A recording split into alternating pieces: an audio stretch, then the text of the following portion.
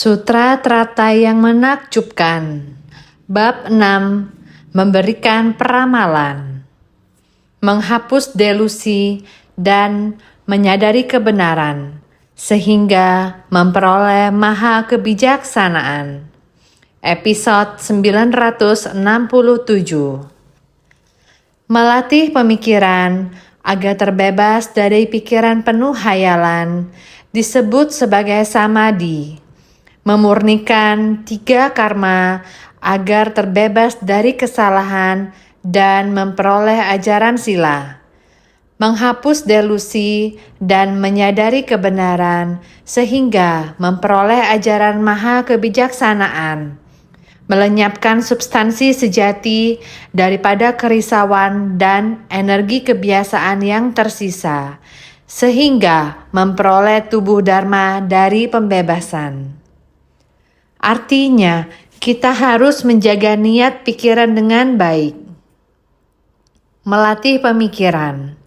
Semua orang tahu, yaitu pikiran harus terkonsentrasi.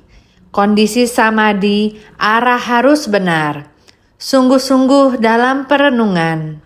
Jika bisa demikian, baru akan terbebas dari pikiran penuh hayalan. Inilah pikiran dalam kondisi samadhi.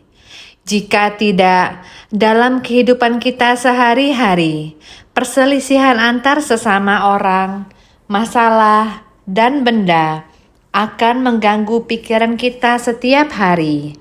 Saat menghadapi perselisihan antar sesama dalam kehidupan, semestinya perlu melatih pemikiran, memahami dengan sungguh-sungguh bagaimana berhubungan satu sama lainnya, sehingga kita terhadap orang harus dengan hati yang bersyukur, bukan mengkritik orang lain, bukan melihat diri sendiri sebagai yang sangat sempurna.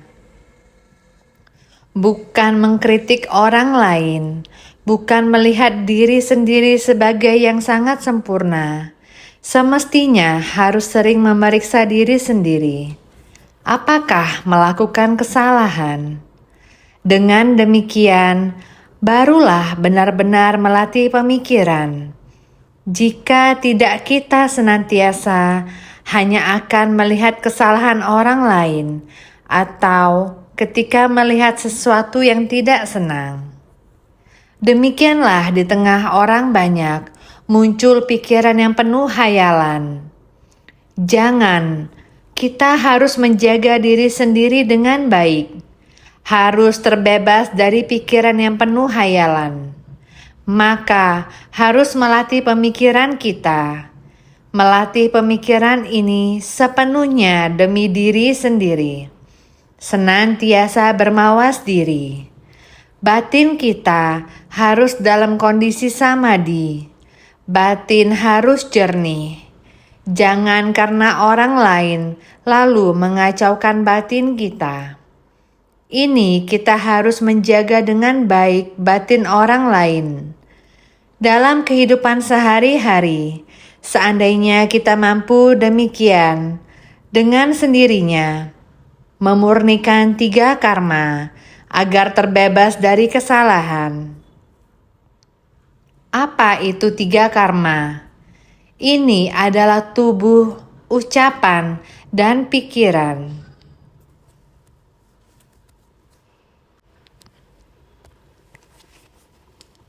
Apa itu 3 karma? Ini adalah tubuh, ucapan, dan pikiran. Tubuh kita, perilaku. Kita harus mengikuti aturan dan kedisiplinan. Yang paling penting adalah niat pikiran ini. Batin jangan sampai bergejolak karena pengaruh kondisi luar, memicu timbulnya keserakahan, kebencian, dan kebodohan. Maka kita harus senantiasa melatih pemikiran.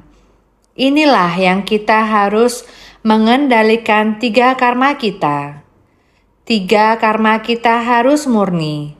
Kemurnian 3 karma ini harus mengandalkan pelatihan, pemikiran kita. Ini harus mengandalkan pelatihan pemikiran kita. Dengan melatih pemikiran, baru bisa memurnikan 3 karma. Demikian, baru bisa terbebas dari kesalahan-kesalahan, pelanggaran. Semua ini berasal dari tubuh, ucapan, dan pikiran kita. Dalam 3 karma ini, kita melanggarnya. Kecuali kalau 3 karma ini murni, tiada kesalahan dalam berbicara, tiada penyimpangan dalam tindakan, dan tiada ilusi dalam pikiran. Semuanya adalah yang positif. Jika demikian, bagaimana kita bisa memiliki kesalahan? Bagaimana mungkin kita melakukan pelanggaran? Tidak akan ada lagi. Jadi demikian kita bisa memperoleh ajaran sila.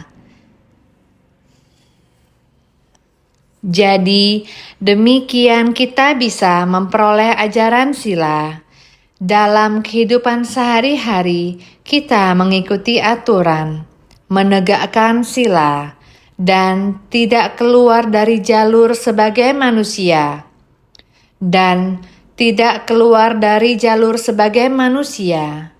Maka kita bisa memperoleh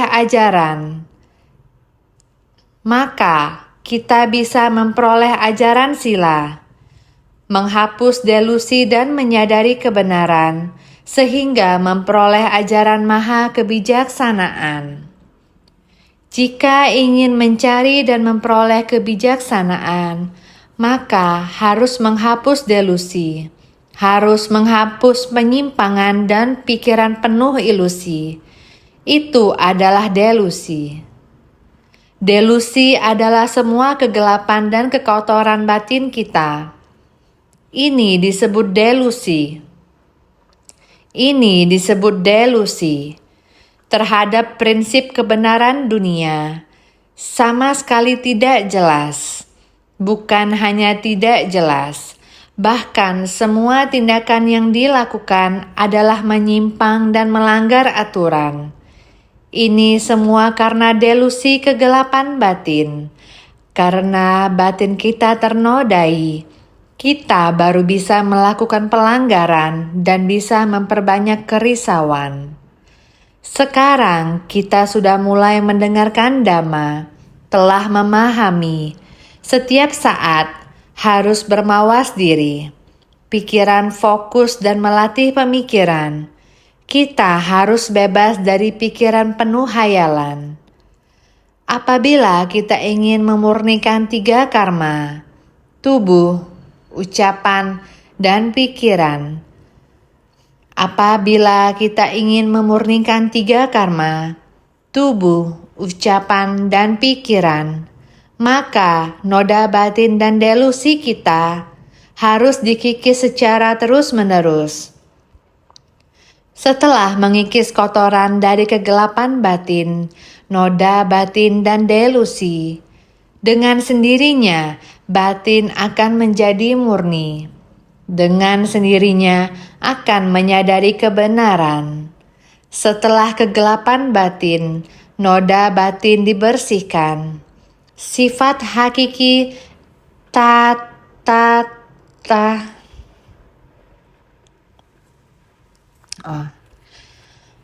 Setelah kegelapan batin, noda batin dibersihkan. Setelah kegelapan batin, noda batin dibersihkan. Sifat hakiki tahata kita yang murni akan muncul. Ini menghapus delusi dan menyadari kebenaran, sehingga memperoleh ajaran maha kebijaksanaan. Kebijaksanaan dan hati welas asih. Ajaran tentang kebijaksanaan dan hati welas asih. Dharma ini akan muncul. Setiap orang pada dasarnya memiliki hati yang bajik, niat yang baik. Niat pikiran baik ini adalah sifat dasar yang polos. Pada awalnya kebijaksanaan tidak ternoda. Pada awalnya ada cinta kasih universal yang tidak ternoda. Ini benar-benar dimiliki oleh setiap orang. Tetapi kamu harus mengikis delusi, baru dapat menyadari kebenaran. Melenyapkan substansi sejati daripada kerisauan dan energi kebiasaan yang tersisa, sehingga memperoleh tubuh Dharma dari pembebasan. Ini adalah tubuh dari Dharma. Kita akan mencapai tubuh Dharma dari pembebasan. Sila, samadhi, prajna. Kita akan mencapai tubuh Dharma dari pembebasan. Sila, samadhi, prajna, pembebasan, serta pemahaman dan pandangan atas pembebasan. Ini adalah 5 bagian tubuh Dharma, Panca Dharmakaya. Kita harus bersungguh hati dalam melatih ini. Kekuatan kita muncul dari niat yang tulus. Kekuatan kita muncul dari niat yang tulus. Dengan melepaskan diri kita dari pikiran penuh hayalan dan mencapai sila, samadhi, prajna, barulah kita dapat memurnikan 3 karma. Barulah kemudian kita bisa menghapus segala kegelapan batin dan pikiran penuh hayalan.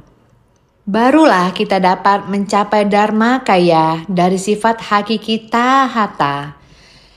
Selama proses ini, kita tidak boleh ada hambatan dan kemelekatan. Dalam kehidupan sehari-hari, apapun yang terjadi, yang baik ataupun yang buruk, bila kita terus menyimpannya di dalam hati, ini juga merupakan kegelapan batin. Setiap hari kita harus membersihkan tabiat dan kegelapan batin. Inilah tujuan yang sesungguhnya dari pelatihan diri.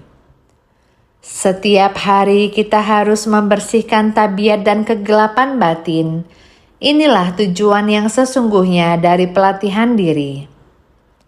Naskah sutra sebelumnya mengatakan,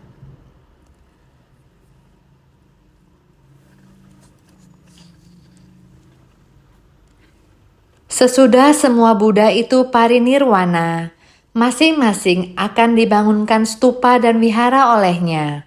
Tingginya 1000 yojana, panjang dan lebarnya sama-sama 500 yojana, terbuat dari 7 mustika, emas, perak, lapis lazuli, batu agate, batu karnelian, mutiara, dan batu mawar. Sutra Teratai Bab 6. Bab memberikan peramalan.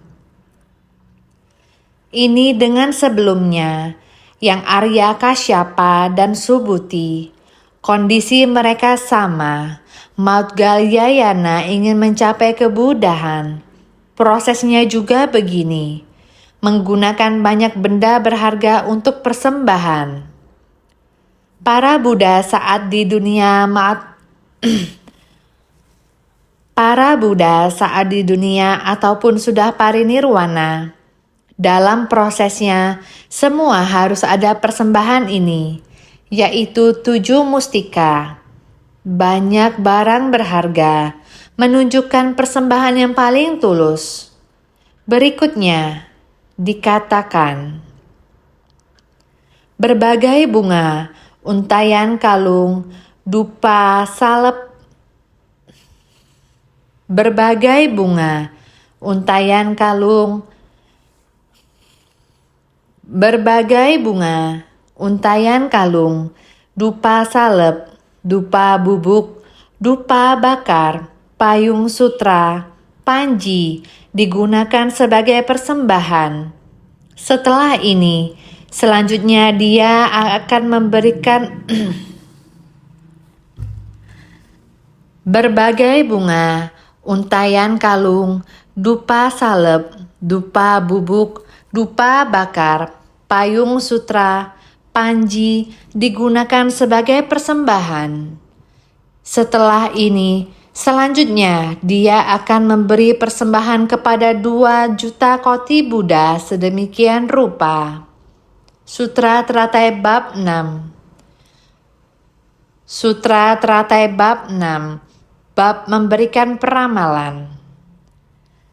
Harus terlebih dahulu memberi persembahan kepada 8.000 Buddha. Kelak, Maudgalyayana mencapai kebudahan. Inilah proses perjalanan yang perlu ditempuh. Harus terlebih dahulu memberi persembahan kepada 8.000 Buddha, menghormati serta memuliakan. Setelah para Buddha parinirwana, harus membangun wihara, maka berbagai bunga, untayan kalung, dupa salep, dupa bubuk, dupa bakar, payung sutra, panji, harus menggunakan banyak bunga dan dupa. Setelah stupa dan wihara selesai dibangun, harus sering beri persembahan dengan bunga harum, ataupun kayu harum dan lain-lain untuk menghias dan memberi persembahan.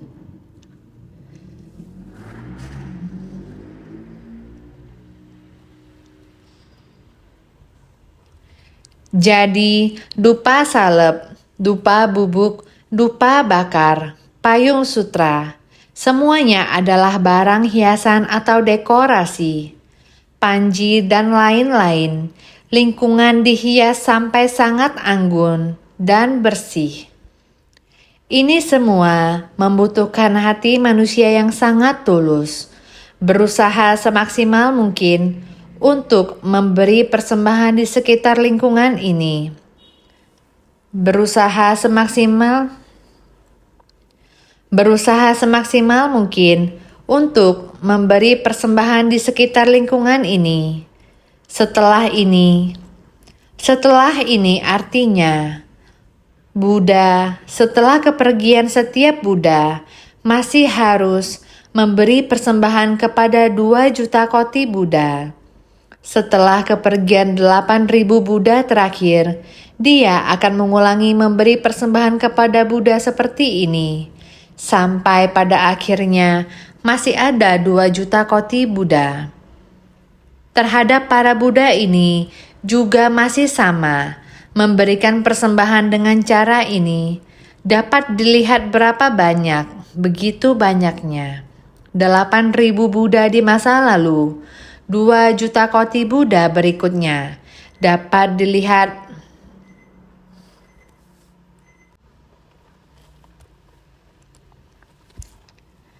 setelah ini artinya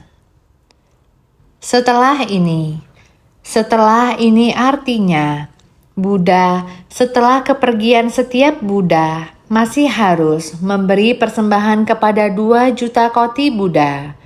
Setelah kepergian 8.000 Buddha terakhir, dia akan mengulangi memberi persembahan kepada Buddha seperti ini, sampai pada akhirnya masih ada 2 juta koti Buddha. Terhadap para Buddha ini juga masih sama. Memberikan persembahan dengan cara ini dapat dilihat berapa banyak, begitu banyaknya.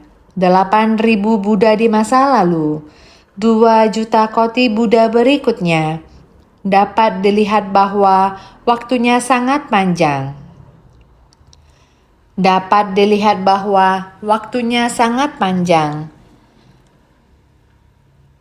Ada banyak hal yang harus dilakukan.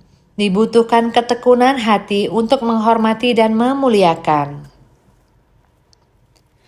Berbagai bunga, untayan kalung, dengan berbagai bunga permata dan untayan kalung permata. Beraneka ragam bunga permata dijadikan hiasan dan persembahan. Untayan kalung, batu-batu giok yang dijalin dan digantungkan pada tubuh. Sehingga berbagai bunga, untayan kalung menggunakan berbagai bunga, permata, untayan kalung, harta mustika yang berasal baik dari darat ataupun dari dasar laut, untuk dekorasi yang berasal baik dari darat atau dari laut. Harta mustika yang berasal baik dari darat atau dari laut, untuk dekorasi dan persembahan, semuanya mendapat persembahan. Demikian untayan kalung, batu giok, untuk dijadikan hiasan.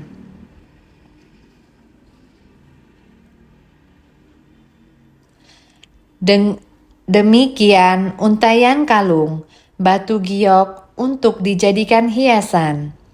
Apakah itu yang datar di atas tanah, atau digantung dan lain-lain? Semua adalah harta mustika. Dupa salep, dupa bubuk, dupa bakar.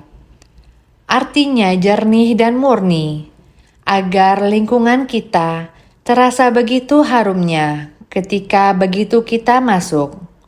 Menggunakan dupa usap pada lantai, menggunakan dupa bubuk, dibakar sehingga akan ada asap. Sehingga kita sering mengatakan, membakar dupa, membakar kayu, ini adalah dupa bubuk. Membakar dupa, ini adalah melambangkan dengan tulus memberi persembahan.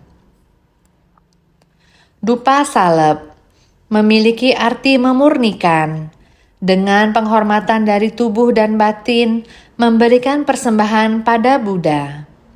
Dupa salep dapat membersihkan noda kotoran dan menghilangkan kerisauan membakar.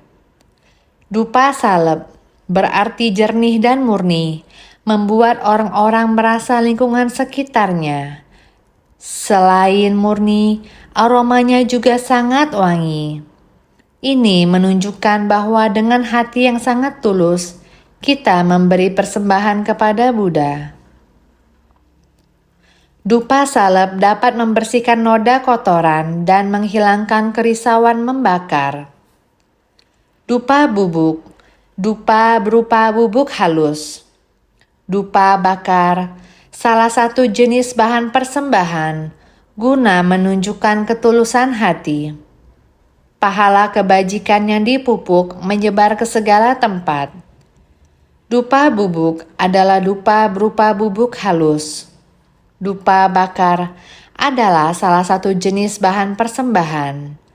Untuk dapat meningkatkan suasana yang lebih tulus, segala pahala dan kebajikan yang kita latih akan menyebar ke sekeliling kita.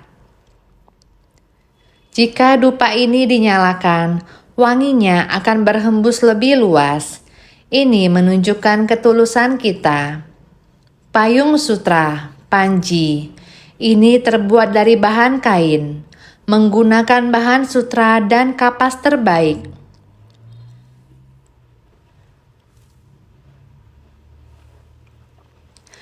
Sutra atau kapas.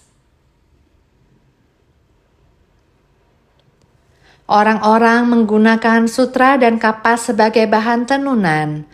Hasil tenunan ini disebut payung sutra panji.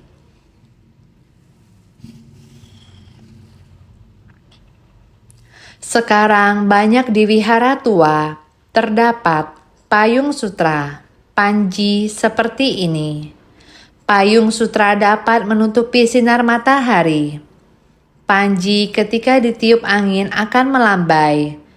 Demikian menunjukkan suasana yang baik. Menggunakan cara demikian memberi persembahan.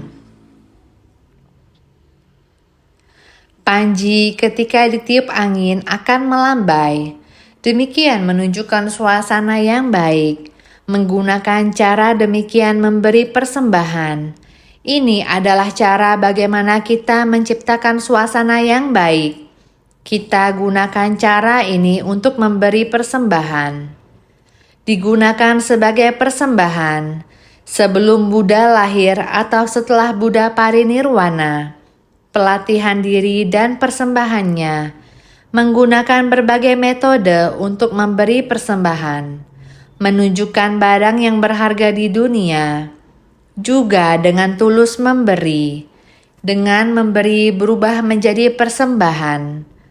Demikianlah artinya. Setelah ini, selanjutnya dia akan memberi persembahan kepada 2 juta koti Buddha sedemikian rupa. Semasa hidup atau setelah parinirwana, melatih diri dan melayani sebagaimana terhadap 8.000 Buddha. Tiada beda sama sekali. Setelah ini, selanjutnya dia akan memberi persembahan kepada 2 juta koti Buddha sedemikian rupa. Semasa hidup adalah demikian. Setelah parinirwana juga demikian. Terhadap para Buddha yang melatih diri dan melayani. Dengan 8.000 para Buddha di masa lampau.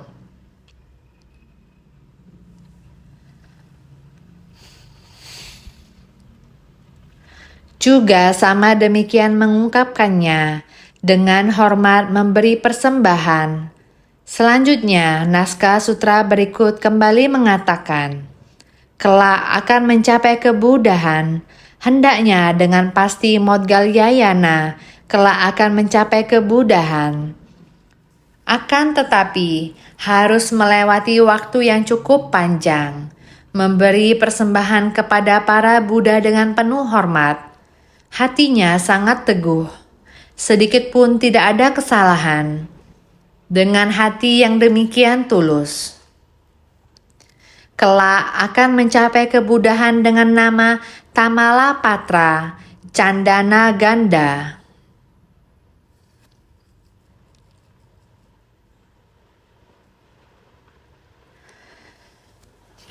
Kelak akan mencapai kebudahan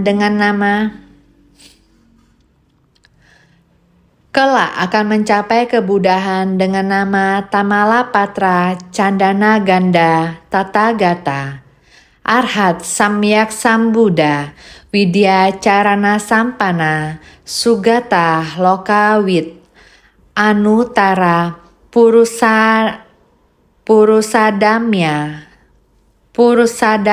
Sarata Sasta Dewa Manusanang Buddha Bhagawan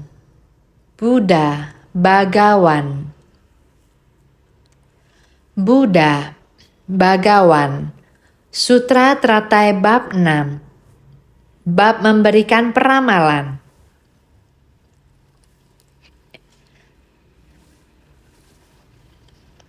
Ini merupakan gelar Modgalyayana setelah mencapai kebudahan. Gelar untuk beliau adalah Tamalapatra Candana Ganda Tathagata.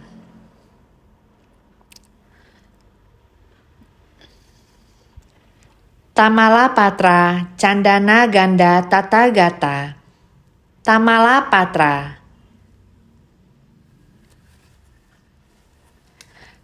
Tamalapatra diterjemahkan sebagai orang suci dengan sifat bebas noda. Di kemudian hari, gelar Buddha ini adalah orang suci dengan sifat bebas noda. Tubuh dan batinnya adalah jernih dan murni, benih dan buah pencapaian.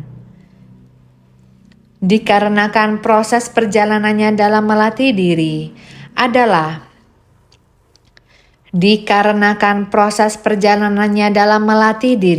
adalah bebas noda, batin jernih dan murni. Keharuman kayu cendana yaitu membersihkan dari kotoran. Keharuman kayu cendana yaitu membersihkan dari kotoran. Keharuman kayu cendana yaitu mengikis segala noda. Batin sepenuhnya telah bersih dan jernih. Kayu cendana juga harum yang berarti mengikir segala noda batin dan menambah keharuman. Kelak akan mencapai kebudahan dengan nama Tamalapatra Candana Ganda. Tamalapatra diterjemahkan sebagai orang suci dengan sifat bebas noda. Keharuman kayu cendana membersihkan dari kotoran. Perumpamaan. Perumpamaan kalau kekuatan gaib dan kebijaksanaannya, keharuman menakjubkan daripada pahala kebajikannya, memenuhi seluruh alam dharma, mampu mengharumi akar.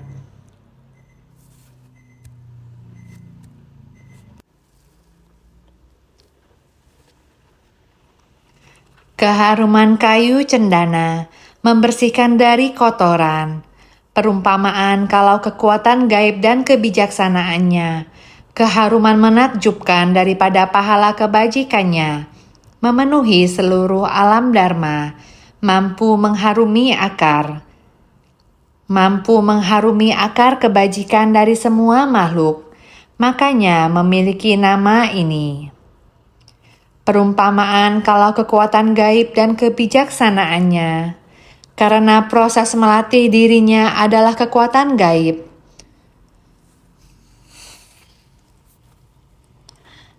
Maudgalyayana merupakan salah satu dari 10 murid utama Buddha. Terunggul dalam kekuatan gaib, bukan hanya terunggul dalam kekuatan gaib, juga penuh dengan kebijaksanaan. Jadi kekuatan gaib dan kebijaksanaannya sempurna. Dengan keharuman pahala kebajikan, keharuman akumulasi pahala kebajikan, dikenal orang, semua mengenalnya, Maudgalyayana. Sehingga keharuman menakjubkan daripada pahala kebajikannya. Praktik kebajikan tersebar di mana-mana. Semua orang telah mendengarkan, memenuhi alam dharma. Ini adalah Buddha masa depan. Karena Maudgalyayana memupuk benih sebab dan mengakumulasi pahala kebajikannya, kelak mencapai kebuddhaan.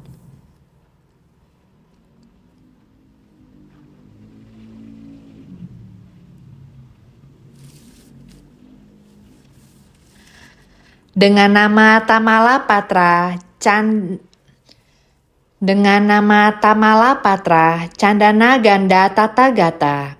Ini adalah gelar Buddha di masa mendatang.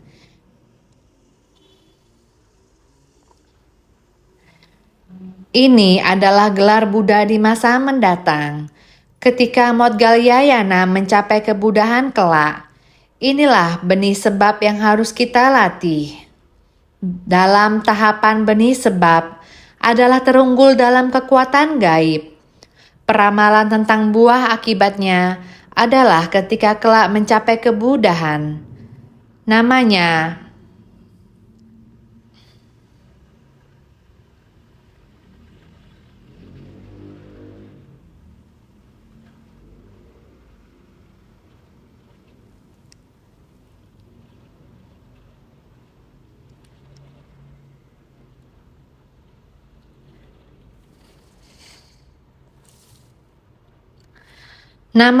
adalah Tamalapatra Candana Ganda Tathagata, merujuk pada keharuman daripada sifat bebas noda. Dalam tahapan benih sebab adalah terunggul dalam kekuatan gaib. Karena benih sebab yang dia latih dalam tahapan benih sebab adalah terunggul dalam kekuatan gaib.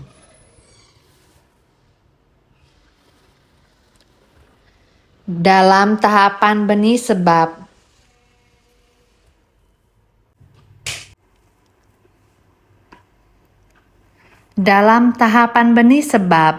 adalah terunggul dalam kekuatan gaib, karena benih sebab yang dia latih.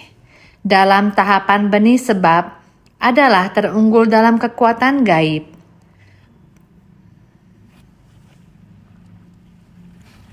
Peramalan tentang buah akibatnya adalah ketika kelak mencapai kebuddhaan. Namanya adalah Tamalapatra Candana Ganda Tathagata. Namanya adalah Tamalapatra Candana Ganda Tathagata. Adalah sifat bebas noda. Sifat hakiki yang murni dan jernih telah ditunjukkan. Dengan keharuman ini tidak lepas darinya. sejak sini hingga sana, sejak sini hingga sana, tidak pernah melepaskan benih sebab dan dapat memenuhi kondisinya. Semua orang suci mencapai kebudahan dengan gelar tersendiri, sebab buah akibat adalah tak pernah bertentangan dengan benih sebab.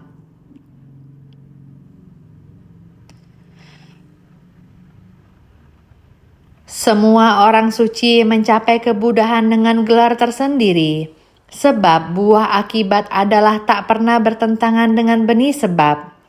Kebajikan ini, keharuman dari kebajikan. Pada zaman Buddha sekarang ini, dia sudah melatih praktik demikian, melewati 8.000 para Buddha dan 2 juta koti Buddha. Terus terakumulasi sampai akhir, yaitu tubuh terakhir ketika mencapai kebudahan. Tidak pernah melepaskan benih sebab dan dapat memenuhi kondisinya. Ini adalah di mana memperoleh buah pencerahan tanpa melepaskan benih sebab. Benih sebab terus terakumulasi. Tidak pernah melepaskan benih sebab dan dapat memenuhi kondisinya. Sebab musabab, hukum sebab musabab. Demikian membina diri.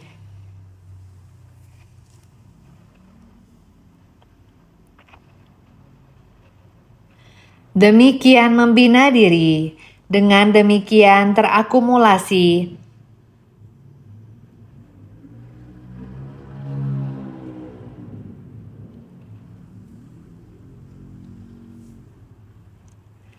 Dengan demikian terakumulasi. Demikian banyak jalinan jodoh terakumulasi. Semua orang suci mencapai kebudahan dengan gelar tersendiri. Semua Buddha adalah sama.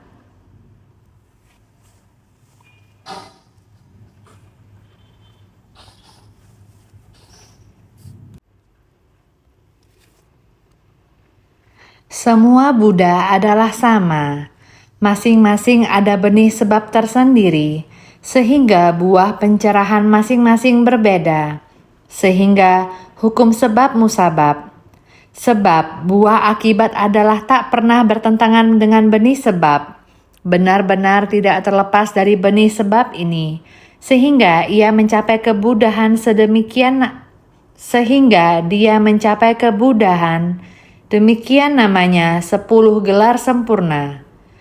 Tathagata Arhat, Samyaksam Buddha, Widya Carana Sampana, Sugata, Lokawit,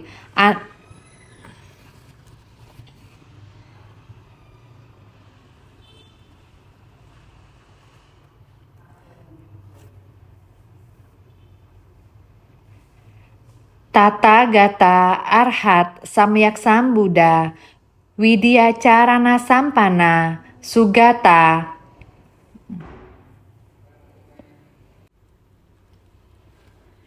Tathagata Arhat Samyaksam Buddha, Widya Carana Sampana, Sugata, Lokawit, Anutara, Purusadamya Sarata, Sasta Dewa Manusanang, Buddha Bagawan. Inilah 10 gelar pada masa mendatang mencapai kebudahan, sehingga kita harus baik-baik bersungguh hati. Kita baru bisa merenungkan dan membina diri, memutuskan pikiran penuh hayalan. Samadhi ini sampai menunjukkan 5 bagian tubuh Dharma, Panca Dharma Kaya. Inilah arah tujuan kita membina diri, harus senantiasa lebih bersungguh hati.